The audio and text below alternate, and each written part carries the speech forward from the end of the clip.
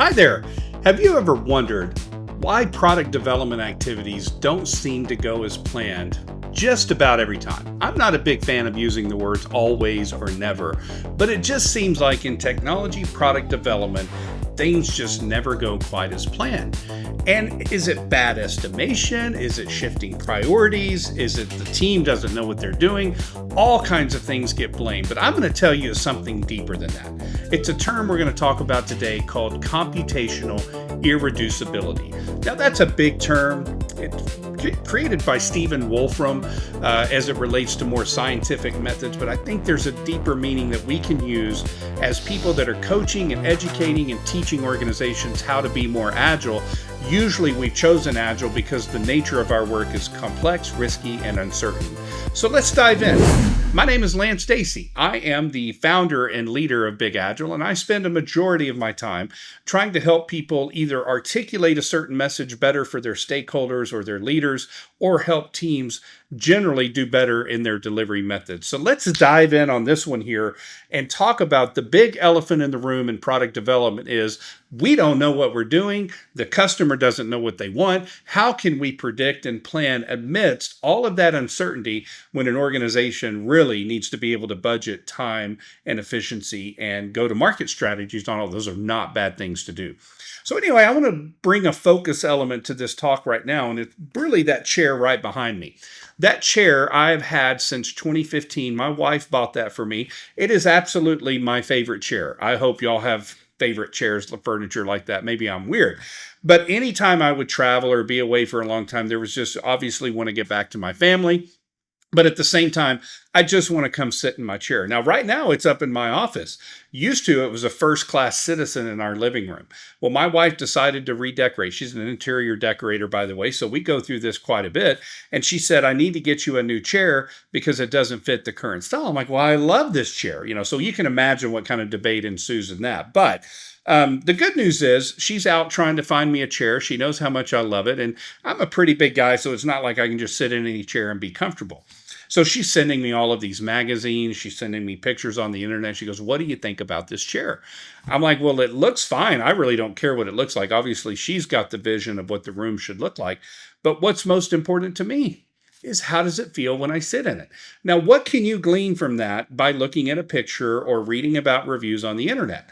I can look at it and I can say, well, that looks comfortable, but when do I really know it's actually comfortable? What would y'all say? I have to sit in it. That's computational irreducibility. I can predict and plan all the time and say, I think this is what's going to happen. But until I actually sit in it, I don't. Do y'all have projects like that?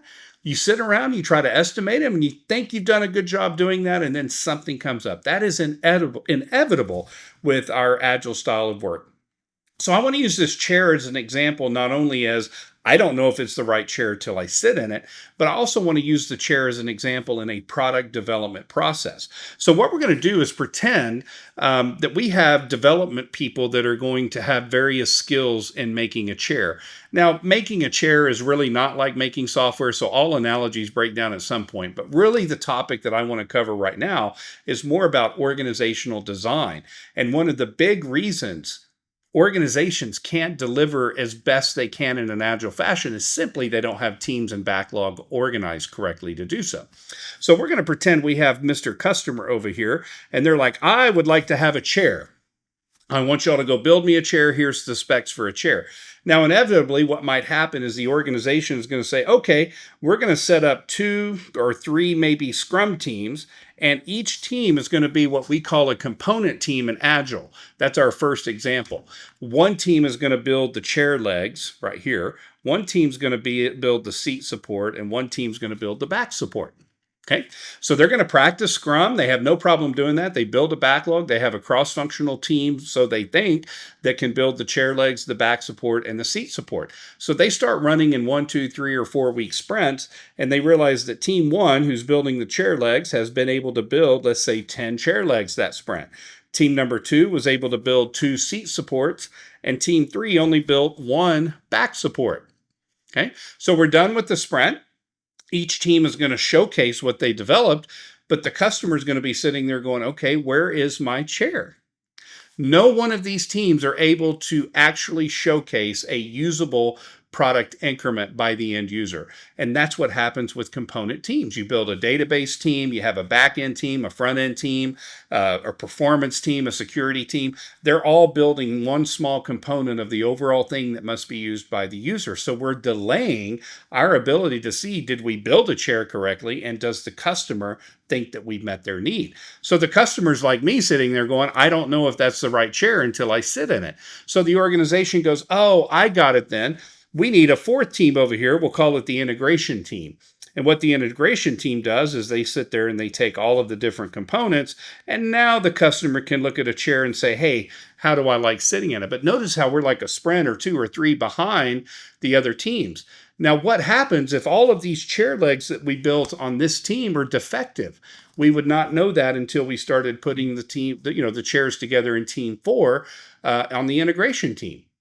So essentially what you have in this scenario are component teams. These are teams that are only building a small component. Therefore, it translates into what we call software inventory. Software inventory is a very hard thing to see. Retail inventory is easy. You got a warehouse full of a bunch of stuff. That's not good. I need it on the shelves to be sold.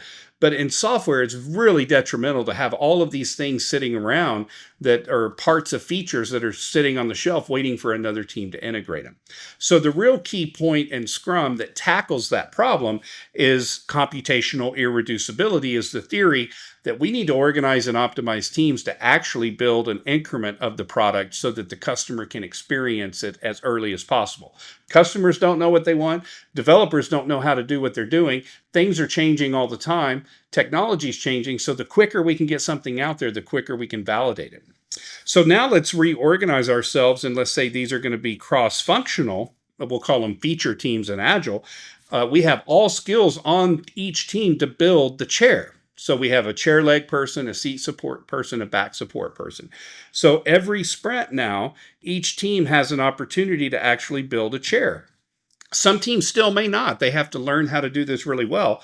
But at the end of our sprint, the customer's not sitting over here going, how's my chair? They can sit in 2 of them and actually see them and now have a belief and trust and confidence in the teams that they're actually able to produce something. And then they'll start letting go of this idea. Here's what happens in organizations. You got to plan it all up front. I don't trust you. So really what we're trying to practice in Agile is reduce the complex adaptive system and be more predictable in spite of the work being unpredictable. So organizational design, organizing teams and backlogs, and getting behind the spirit of agility is really important. Scrum is really one of the few Agile practices that has a constraint that by the end of the sprint, we have something usable. But that's one of the best ways to say, hey, team, did we engineer it correctly? Does it actually work? Are we able to deploy it and repeat that? But even more important, the stakeholders and the users can say, yes, that's what I wanted. That's one of the biggest issues that we find in teams when it comes to trying to predict the work that we have ahead of us, is we have not even organized teams and backlogs to do so. If you would like to learn more about those topics, we teach certified Scrum Master courses that really help you get behind the theories of Agile. What is the philosophy of delivering in an Agile way? And that's really more about being. And then Scrum helps us learn how to enact that. So we have certified Scrum Master, product owner, advanced courses. All of them touch on a little bit of these different angles of how to help your organization be more Agile.